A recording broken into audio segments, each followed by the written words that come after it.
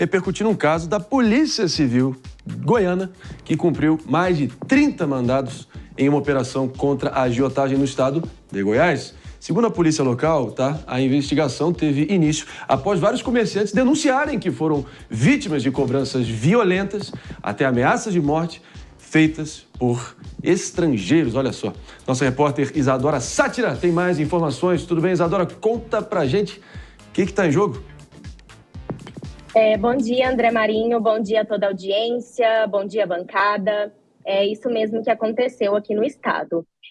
Após eles receberem, como você falou, uma série de denúncias de comerciantes e autônomos, os quais foram vítimas de cobranças violentas, dos agiotas estrangeiros, a operação cumpriu exatamente 33 ordens judiciais aqui em Goiânia, em Aparecida de Goiânia e em Caldas Novas, sendo que 9 delas são de prisões temporárias, 5 de busca e apreensão e também 19 de sequestro de bens.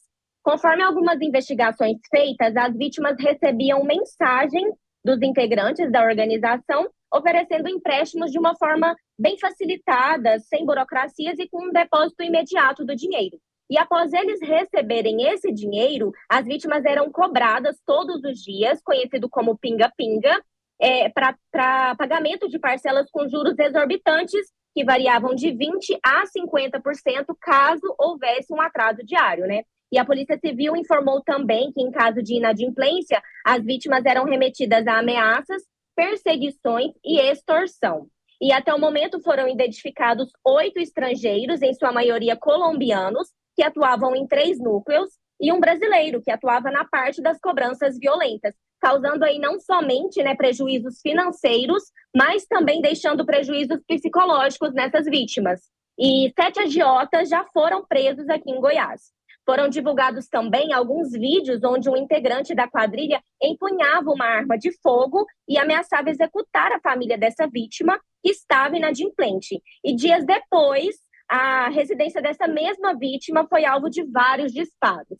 E vale ressaltar também, André, que os nomes dos investigados, eles ainda não foram divulgados pela Polícia Civil. E isso são todos os dados que a gente tem aqui atualizados de Goiás.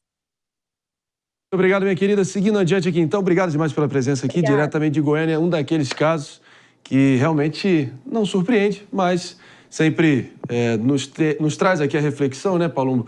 Mas, pelo visto, dessa vez, com essa operação, a polícia goiana parece que vai fazer os agiotas provarem do próprio veneno, que vão ter que pagar pelos seus crimes com juros e correção monetária, não é isso? Parabéns para a Polícia Civil. Esse tipo de crime é muito comum, inclusive aqui em São Paulo.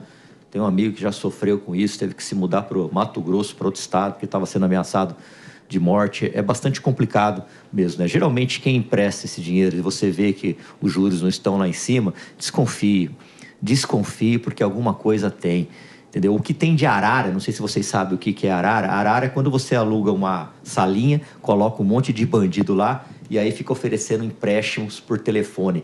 Nós já fizemos diversas prisões, mas o que deixa a gente frustrado é que não fica preso, Não vou ficar admirado se daqui a pouco eles já saírem.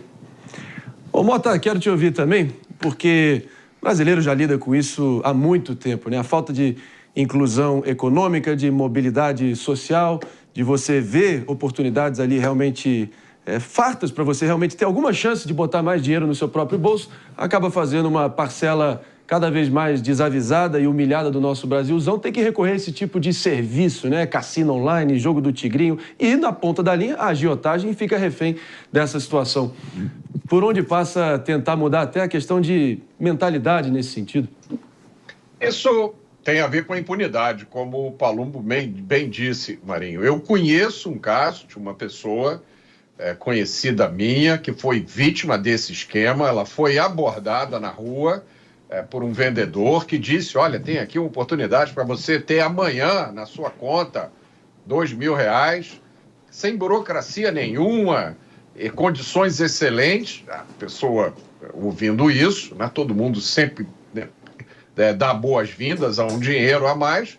Ela pegou um empréstimo desse de R$2.000, e só que o empréstimo era assim: ela recebeu R$2.000 e ela tinha que pagar R$4.000 no final do mês, juros de 100% ao mês. Evidentemente, essa pessoa não conseguiu pagar os R$4.000 Quando ela foi lá no lugar onde ela tinha tomado o empréstimo para dizer isso, ela foi informada, então, que ela tinha mais um mês, mas o pagamento agora tinha que ser de R$10 mil. R$10 mil. E quando ela tentou pedir ajuda, ela descobriu que era um esquema desses totalmente criminoso, envolvendo bandidos barra pesada. Ela mora numa região dominada pelo narcotráfico, uma região onde o Estado não chega, ou seja, não havia nada a fazer. Ou ela arrumava aqueles R$10 mil, ou ela sumia de lá, né? Saía de casa com toda a sua família, porque iam todos ser vítimas de um crime violento. Ela não teve alternativa, teve que pedir ajuda aos amigos e aos parentes para conseguir pagar aqueles R$10 mil.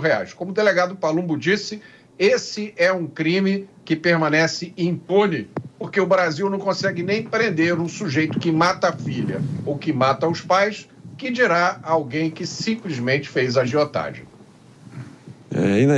Não surpreende também, mas, Pepe, eu fico pensando aqui, você aí do outro lado da tela, você que está nos ouvindo, nos assistindo, ou vocês aqui da bancada que achavam que histórias tristes, muito tristes, como diria Gugu Liberato, vindos de Goiás, fosse só com música sertaneja, pensaram muito errado, pelo visto.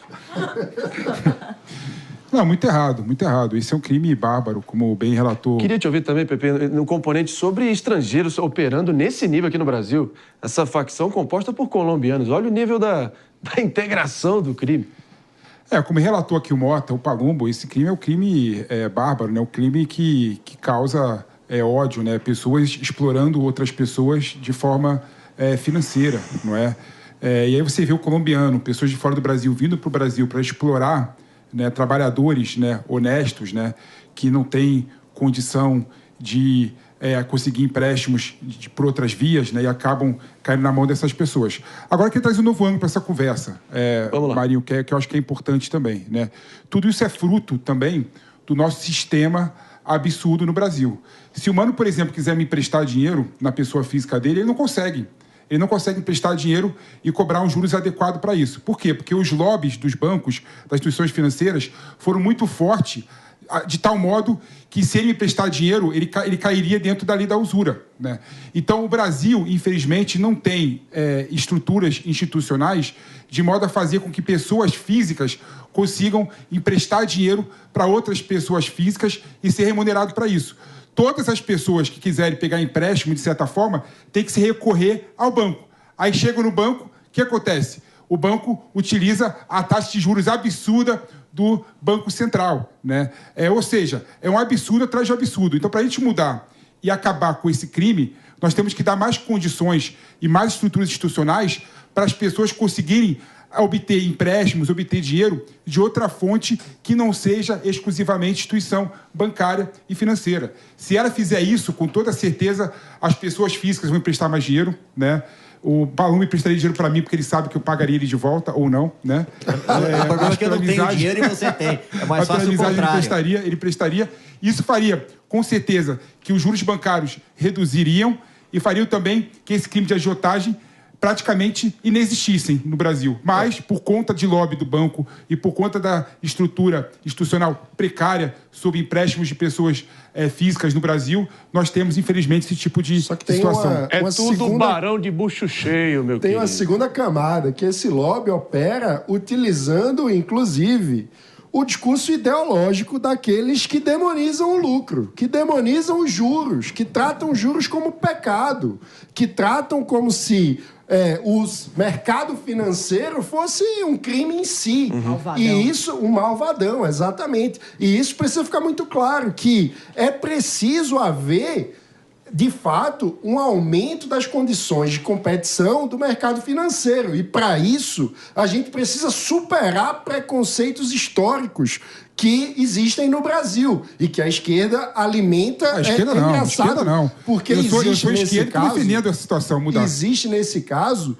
um abraço entre algumas parcelas de católicos ligado à religião do que a esquerda, de católicos que tratam juro como pecado e de esquerdistas que tratam juro como pecado também, só que por outras Que vias. esquerdista trata juros como pecado? Dá nome aí, nomeia uma pessoa. Repare Não é bem. todos que Claro que demonizam não. o mercado financeiro. Claro que não, claro que não. Repare muito bem. Ninguém é contra Todos os que juros. falam Tanto é que que eu coloquei aqui a situação para um novo ângulo e eu defendi que é justo a pessoa física emprestar dinheiro e ser remunerada por meio da cobrança de juros do empréstimo que fez. Eu levantei a questão. Todos que Eu levantei falam a questão do aqui. mercado financeiro, um capital especulativo. Mercado financeiro pode ganhar dinheiro. O que não que- pode é abusar, juros abusivos. Isso não pode. Só que uma coisa, muita gente quando Nos Estados Unidos tem limite os juros. Muita gente, quando vê esse tipo de matéria, pergunta assim, mas a pessoa também foi pegar dinheiro com agiota. O que vale vocês notarem? Na maioria das vezes, eles se falseiam de uma instituição séria. Eles não chegam e falam, sou agiota que vou te ameaçar. Então, muita gente cai nesse golpe, muitas vezes porque eles fingem que são banco, uma instituição forte e acabam fazendo tudo isso. E vale mencionar um parabéns à Polícia de Goiás, que identificou, que prendeu e que está lidando com essa situação muito bem. Então, parabéns aí ao excelente trabalho, porque é necessário sim que essas pessoas vão para trás das grades. Infelizmente, a impunidade é alta, mas quem sabe, nesse caso, eles não vão ser, inclusive, até deportados por se tratarem de estrangeiros. Isso é tudo trabalho da minha polícia lá em Goiás. Primeiro lugar Governador no IDEB. Ronaldo Caiado. Ronaldo, parabéns. Agradeço. Goiás, primeiro lugar no IDEB no ensino médio. Cuidado com a lei eleitoral, hein? Nós Cuidado. botamos bandido pra correr. Arroz sem pequi também não tem vez em Goiás.